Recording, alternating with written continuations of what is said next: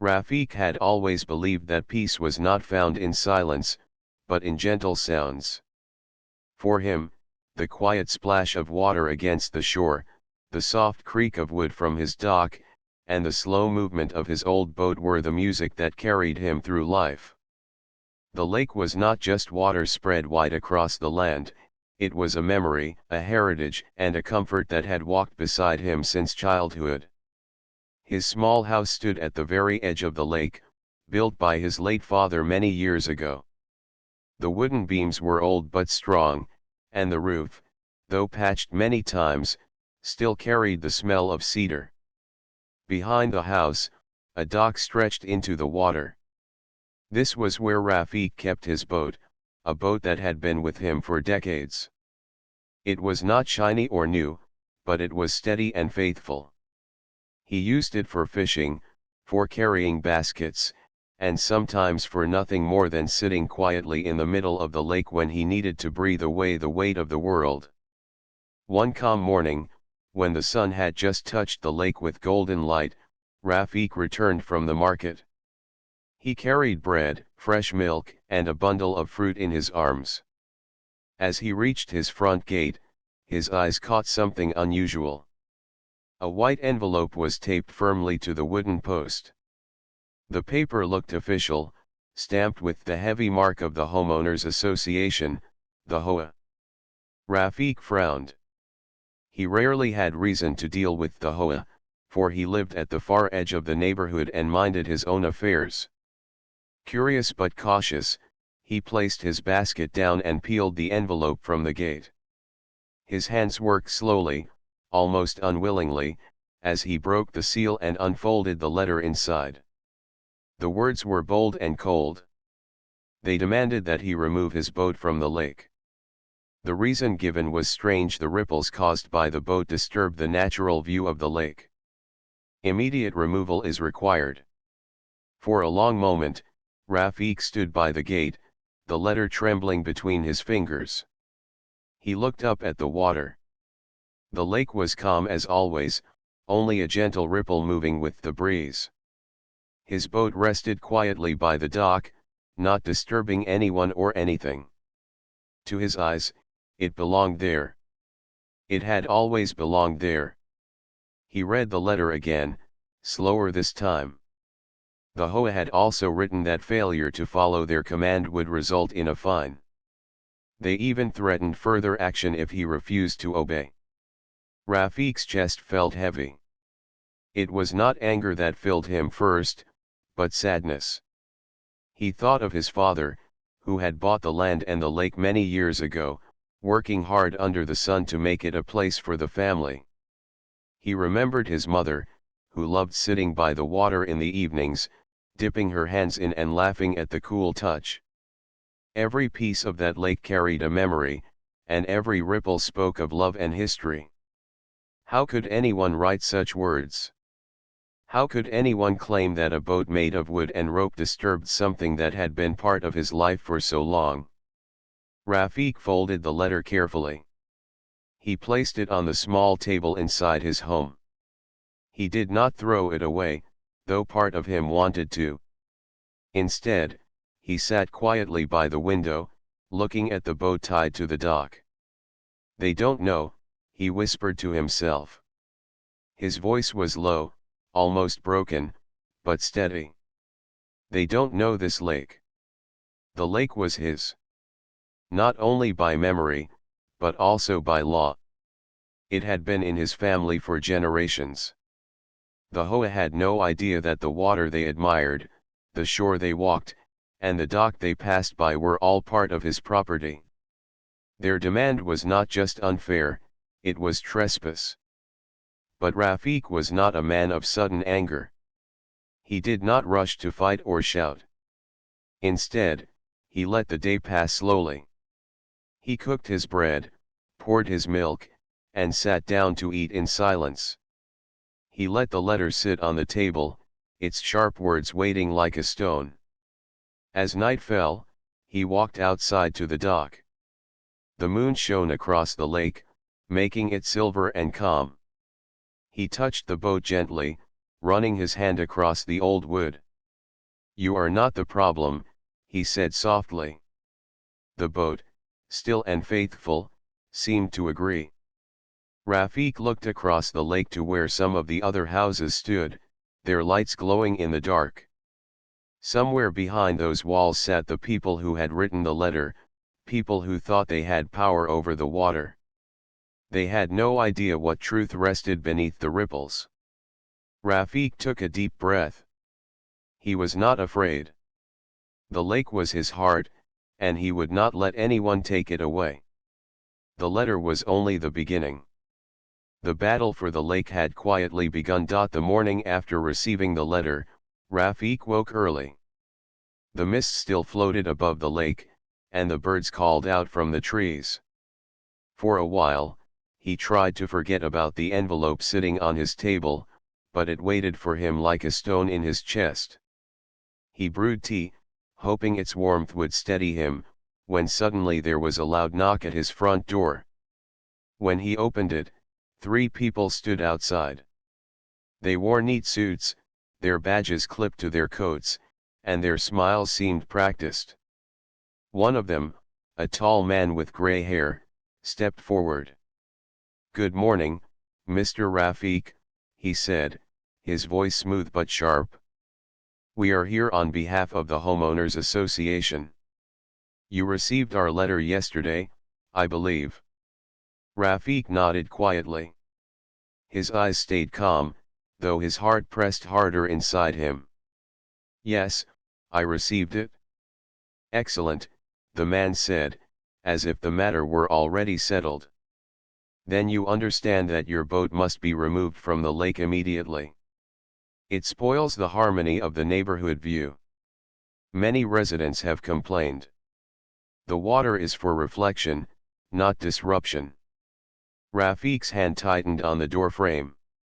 He looked past them toward the lake, where his boat sat gently, barely moving, the ripples around it no different from those made by the breeze. "My boat has been here for many years," Rafik said slowly. "It does not harm the lake. It does not harm anyone." The woman standing beside the gray-haired man spoke next, her tone firm. "Rules are rules. The association keeps order. Everyone must follow for the good of the community." Rafik wanted to laugh at their words, but his sadness kept him quiet. They thought they owned control, but they did not even know whose land they walked upon. Instead of answering, he opened the door wider and pointed to the ground. "Do you see the soil?" he asked softly. "Do you see that dock, and the water beyond?" The officials looked at one another, confused. "All of this," Rafik said, his voice steady now, "belongs to me. My father bought it. My family lived here before your association was even formed. You have no right to tell me to move my boat. You are standing on my land." The gray-haired man's face stiffened. His polite smile cracked for the first time. "Sir, you must be mistaken. The Hoa governs this neighborhood, and we know," Rafik interrupted, his voice deep and certain.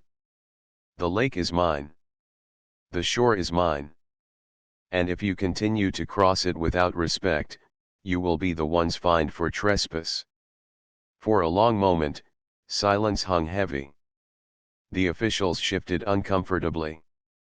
They were not used to resistance, especially not from someone they thought lived quietly on the edge of town. Finally, the gray-haired man cleared his throat. "We will need to check our records," he muttered, and with that, the 3 turned and walked away, their polished shoes clicking nervously against the stones. Rafik watched them leave, his heart steady again. He had spoken the truth, and the truth had weight. Yet he knew this was not the end. That afternoon, Rafik walked along the edge of the lake, remembering how his father had told him the story of its purchase. "This land is yours," his father had said, handing him the old papers years ago. "The water will always protect you if you protect it." Rafiq still kept those papers safe, tucked inside a wooden box in his cupboard. He opened the box that evening and spread the papers on his table. The ink was faded, but the meaning was clear. The boundaries were drawn in careful lines, showing that not only his house, but the entire stretch of lake and shore belonged to his family. The Hoa had no power here. He felt a quiet strength rising inside him. They thought he was just a silent old man with an old boat, but they did not know the roots of his history. As the sun set, a few neighbors came walking along the opposite side of the lake. He heard them talking, their voices carrying across the water. "Have you seen that boat? It looks ugly against the lake." "Yes, it spoils the view. I told the association they should remove it." Rafiq listened, his hands folded behind his back. Their words cut, not because of their cruelty, but because they were blind. They saw only an object on water. They did not see the memories it carried. They did not see his father's hands building the dock, his mother's laughter, his own childhood days learning to fish. The boat was not wood and nails. It was his family's story. That night, as stars filled the sky, Rafiq sat by the dock again. He felt the cool air, smelled the damp wood, and placed his hand on the boat. "They will not take you," he whispered. "This lake will not be stolen by rules written on empty paper. They think they can find me, but they are the ones who should pay."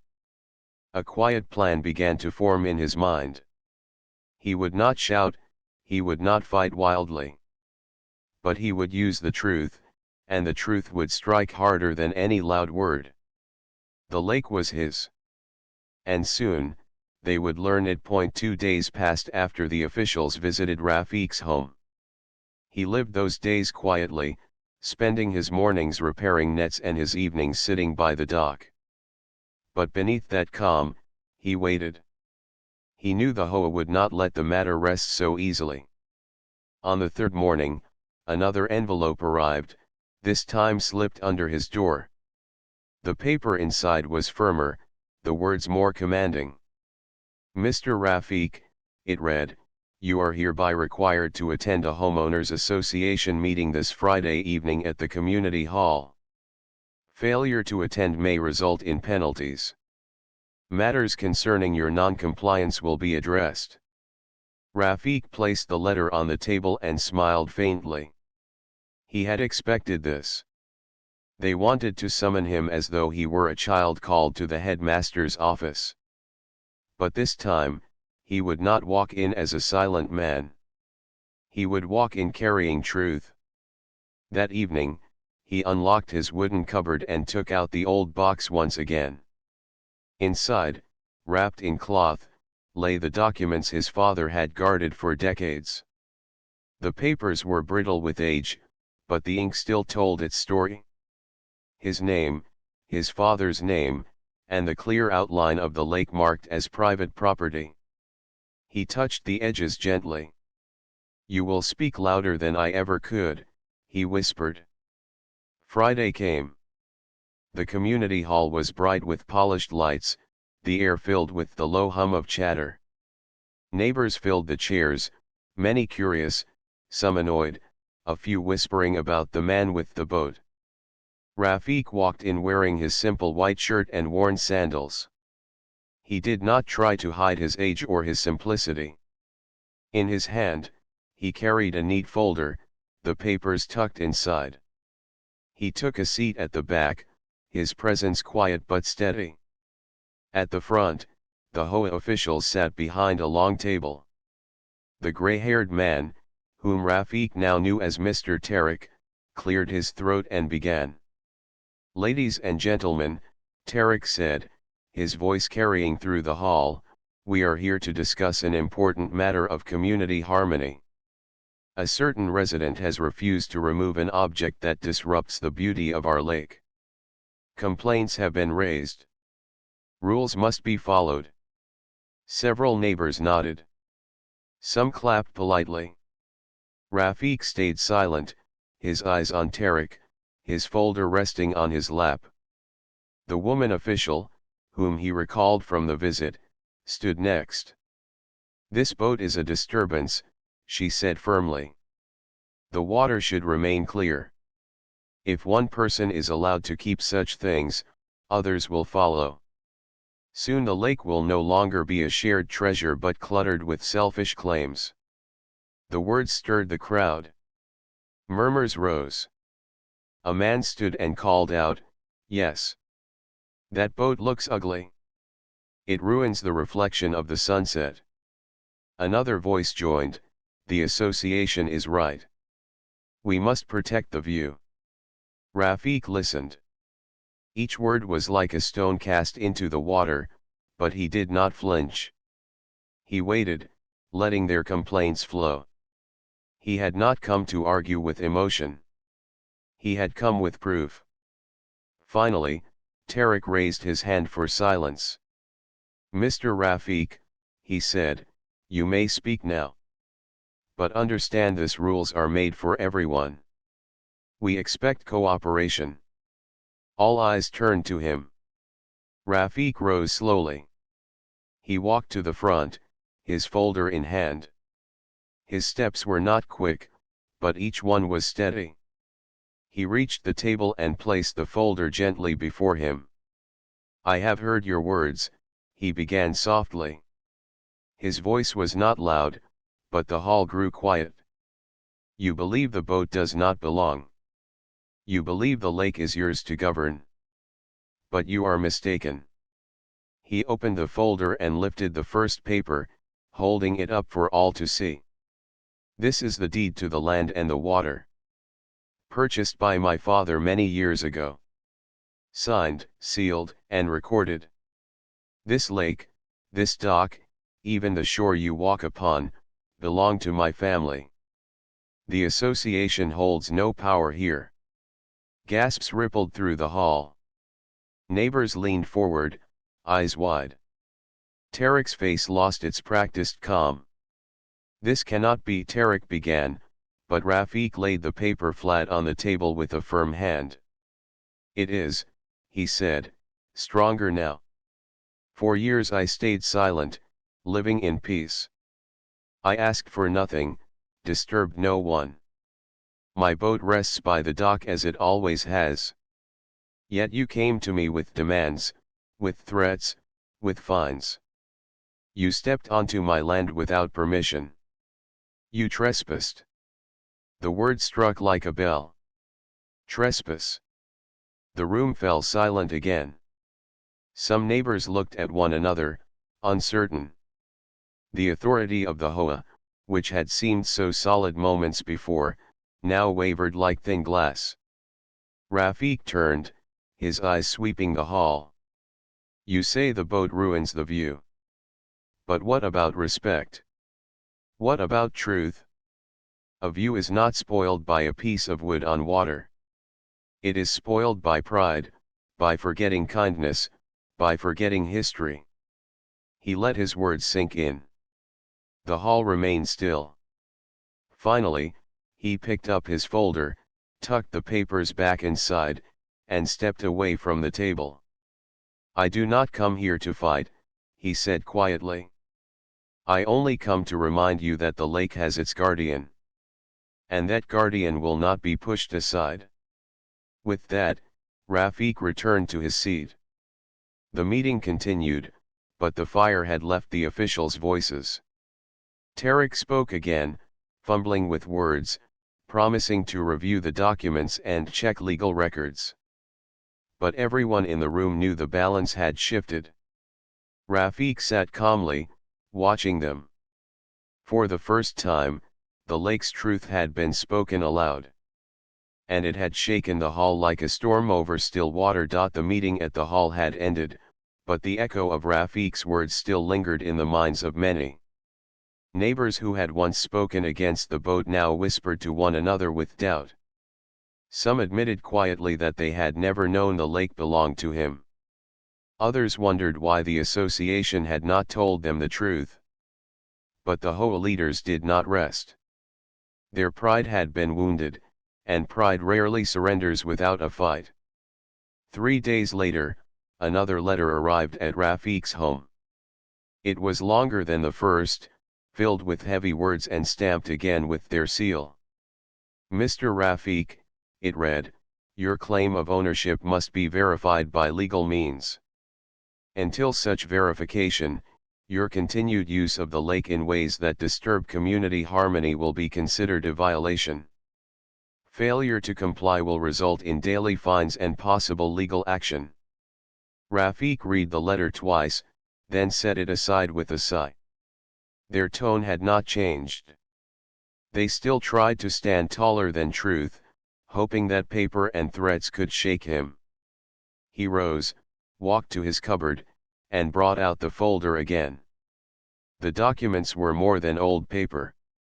They were chains of history, signed and sealed by the government many years ago. If the association wanted verification, they would have it.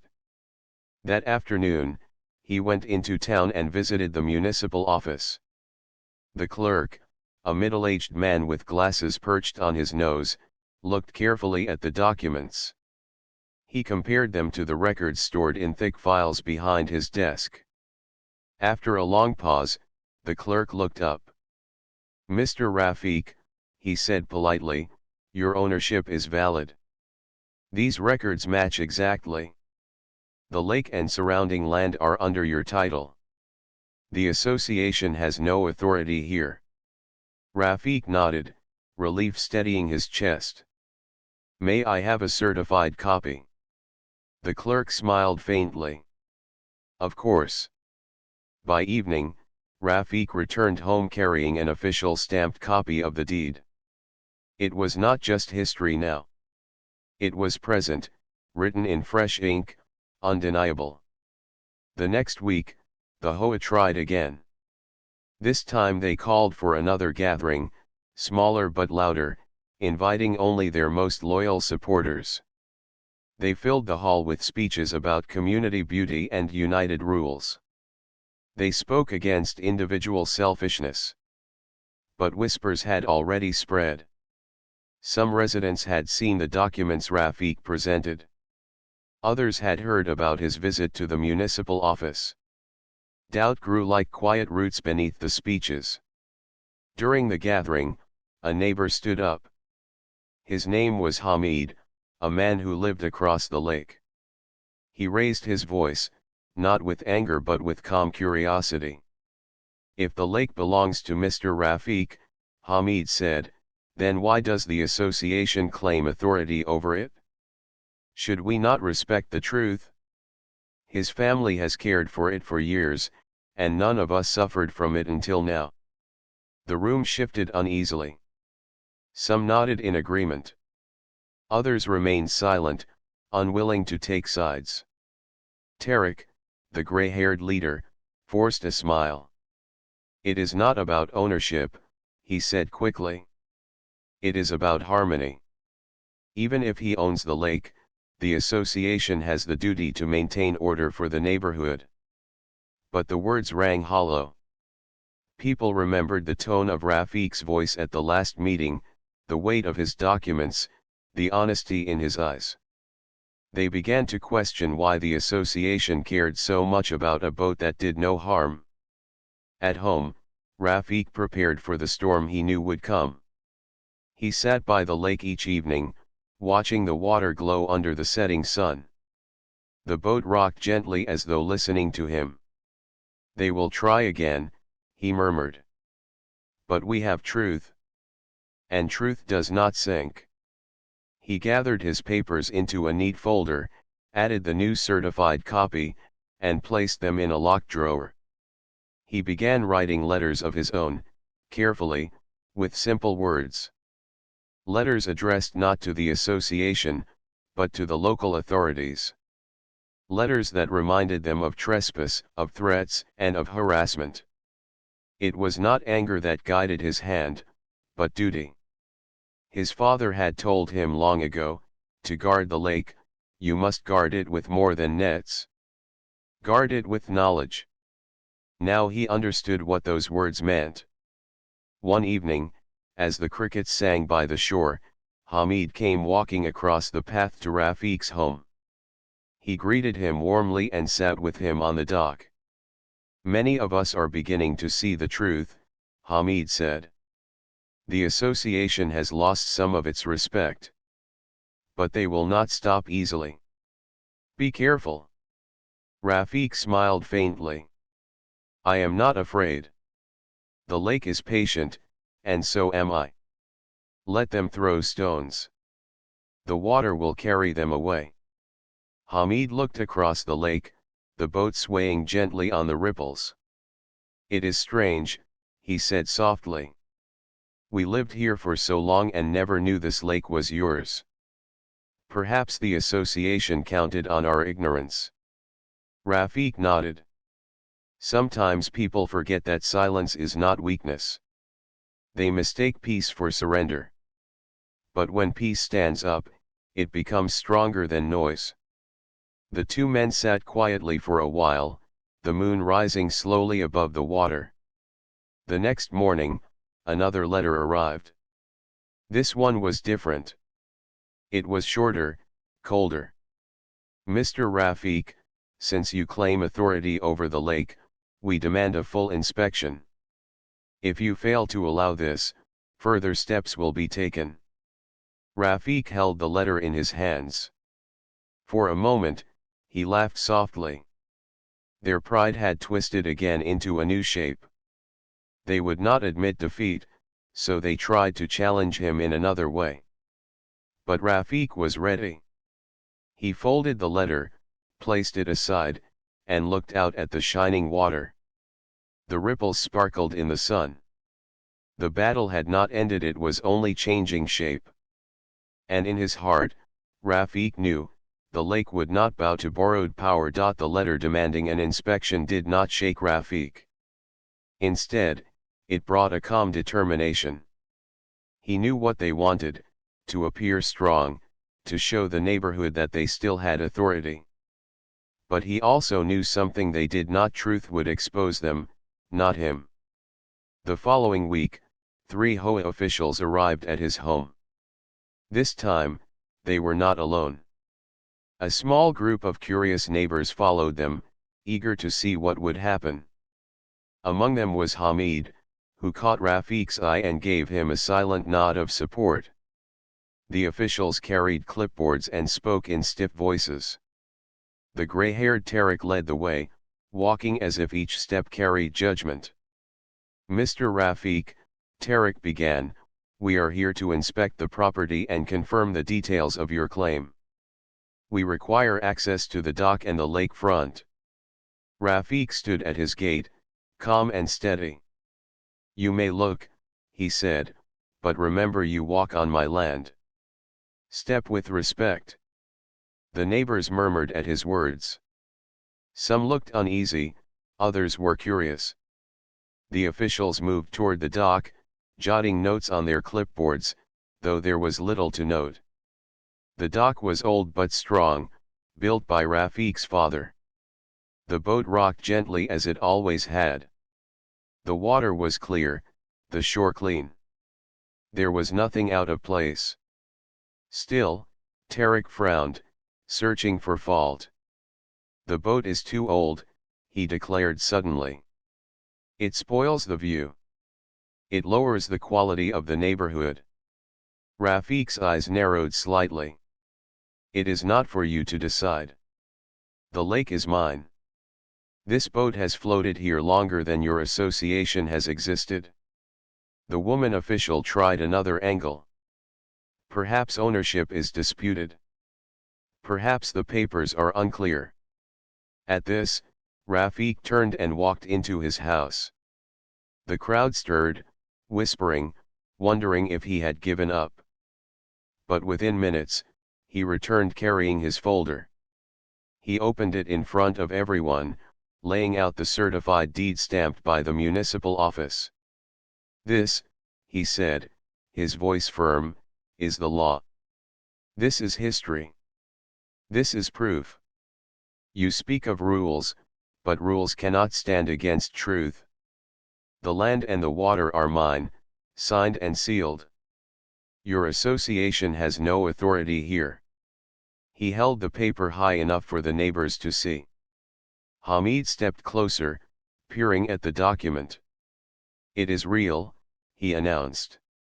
The stamp is clear. The government has confirmed it. Gasps rose from the crowd. Murmurs spread quickly, some surprised, some ashamed. The weight of doubt shifted heavily toward the officials. Tarek's face reddened. He opened his mouth, closed it, then opened it again. Even so, he stammered, the association has the right to maintain harmony. We cannot allow one man to do as he pleases while others follow rules. But his words were thin now, stripped of their power. Rafiq stepped forward, his voice carrying across the water. You speak of harmony, but you brought noise. You speak of rules, but you forget respect. You entered my land without asking, threatened me with fines, and spoke as though you were kings. But you are not kings, you are trespassers. The word struck again, hard and clear, trespassers. Some neighbors nodded. A woman from the back called out, he is right. If it is his lake, why should the association punish him?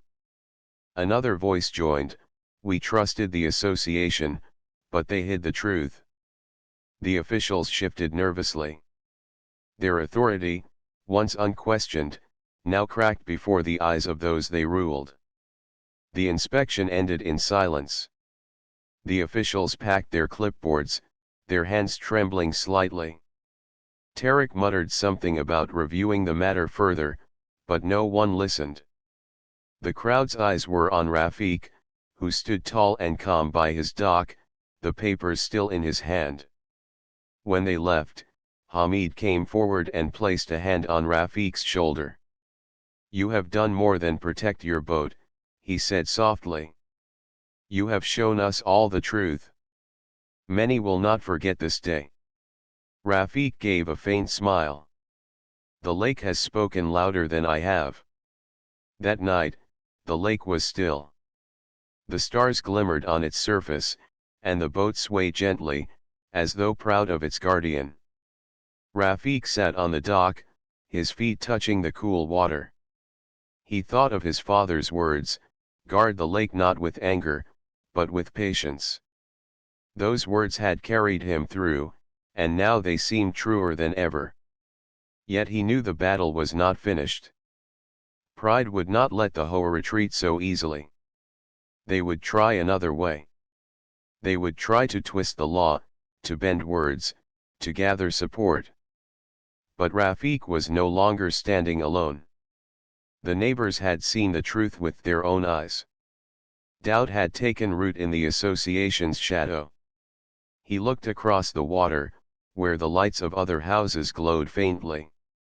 Somewhere, the officials were already planning their next move. But he was ready.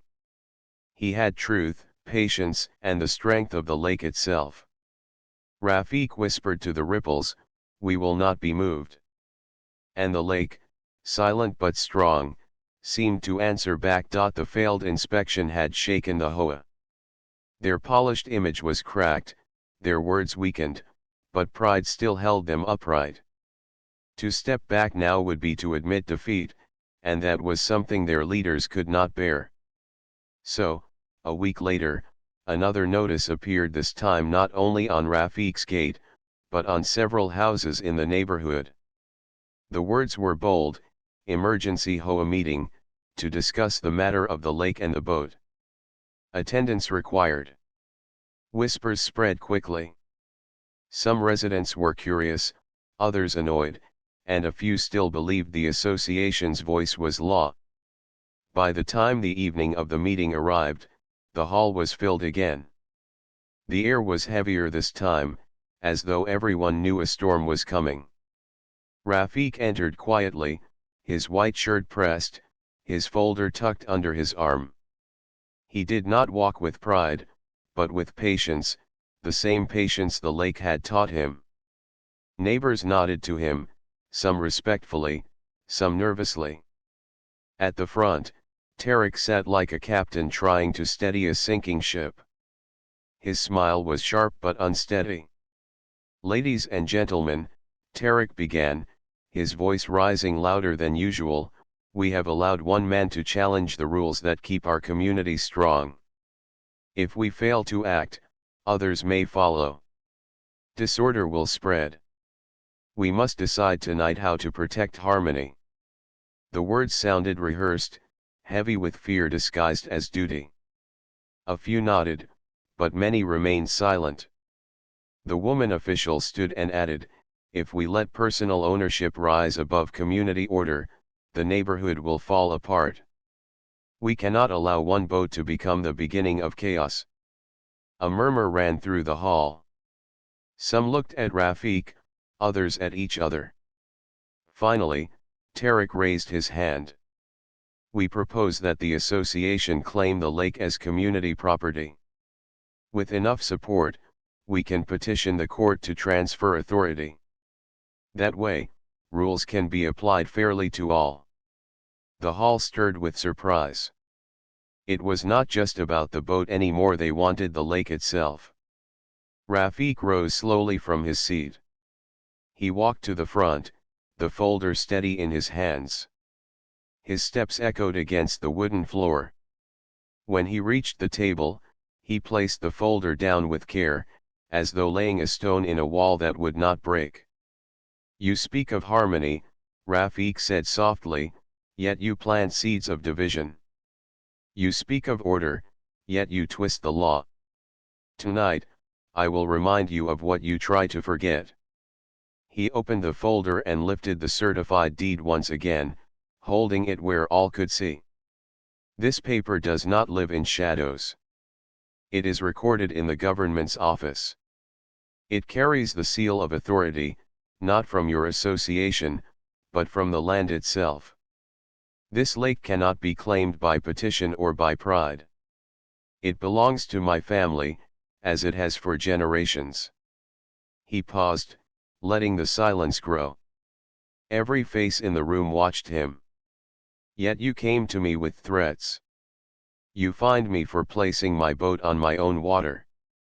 You stepped onto my land without my permission. These are not the actions of leaders. These are the actions of trespassers." The word fell again, sharp and unshakable. Rafiq continued, his voice steady but rising with strength. "And so I will do what you threatened me with. I will fine you. Each step you took on my land without respect, each letter you placed on my gate, each word of threat you spoke, these are violations. If you continue, the law will not protect you. It will protect me. And you will stand not as rulers, but as trespassers before the court." Gasps filled the hall. The neighbors leaned closer, their whispers rising like wind. Some nodded with quiet approval. Others stared at the officials, their trust shaken completely. Tarek's face paled. His lips moved, but no words came. The woman official looked down at her clipboard, unable to meet the eyes of the crowd. Rafiq closed the folder and stepped back. "I do not seek to shame you," he said softly. "I seek only peace. But peace must be built on truth, not pride. If you wish harmony, let it begin here. Leave the lake to its guardian. Leave the boat to its water. Leave the past to rest." He returned to his seat, his words hanging in the air like the echo of a bell. The meeting fell into confusion. Some residents spoke up in support of Rafiq, saying they had no quarrel with his boat. Others, once loyal to the Hoa, now questioned their leaders. "Why did you not tell us the truth before?" one man demanded. "Why hide his ownership?"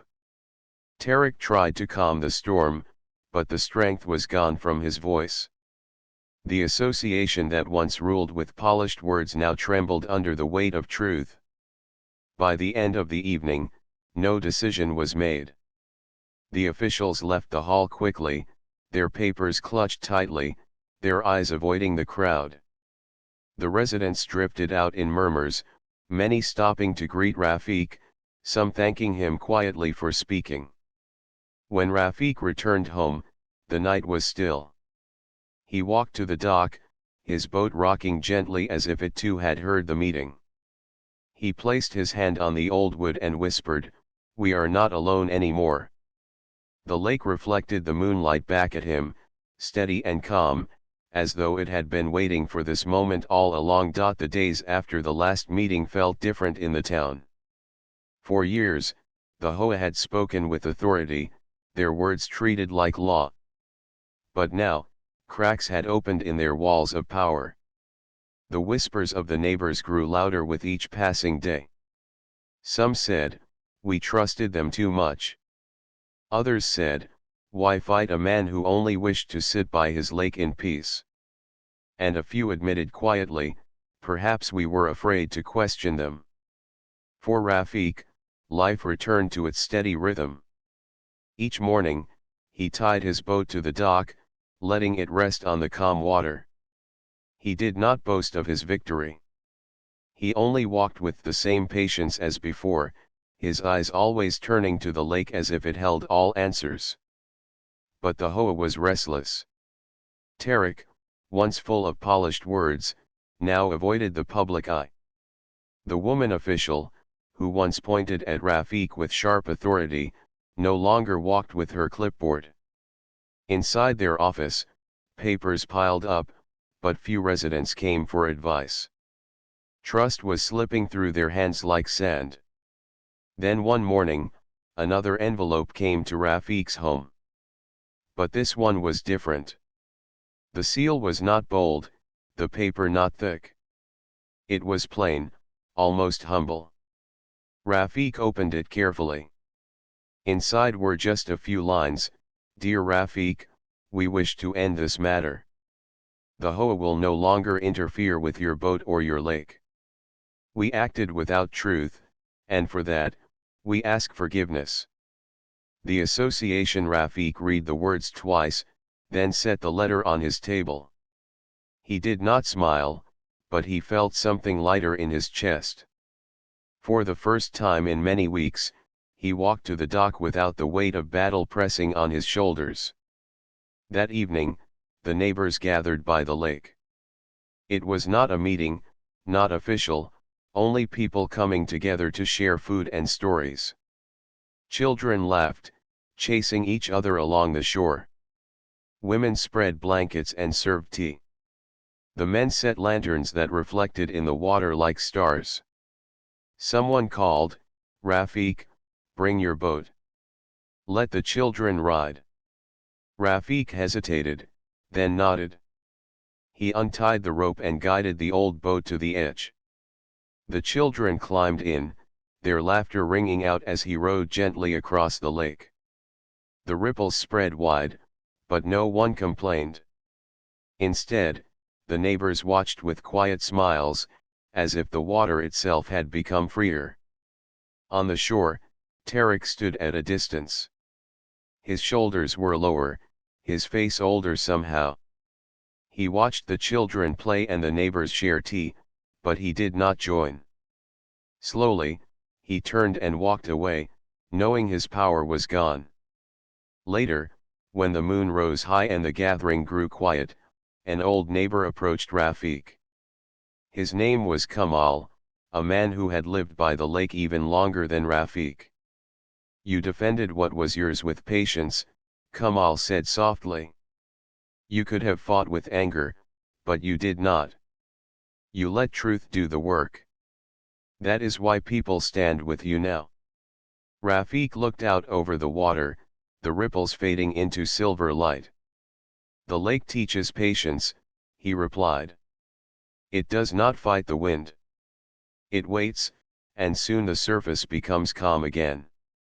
Kamal nodded, placing a hand on his shoulder.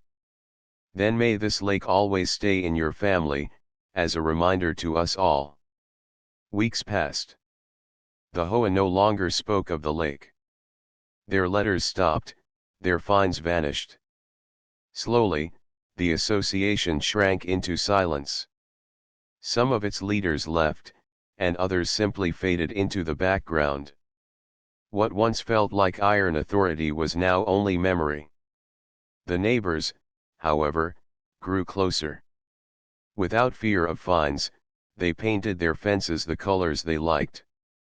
They planted gardens, built benches by the lake, and helped each other with small tasks. And whenever they gathered, they told the story of how Rafik stood against the association not with anger, but with patience, truth, and quiet strength. Children grew up hearing the tale. They would look at the lake and say, "This is not just water. This is where truth stood taller than pride." One late afternoon, Rafik sat on the dock alone. The air was still, the lake smooth as glass. He thought of his father, who had once told him, "Guard the lake, for it will guard you in return." Now he understood those words more deeply. The lake had not only given him calm, it had given him justice. It had shown the town that power built on pride falls quickly, while truth endures. As the sun sank, the sky turned golden, and the water carried the reflection like a promise. Rafik closed his eyes and listened to the soft lapping of the waves against the wood. It was the sound of peace, steady and eternal. The battle was over. The lake was safe. And Rafik knew that no letter, no fine, no demand could ever take away what was his. The ripples spread once more, not as a complaint, but as a quiet song of freedom.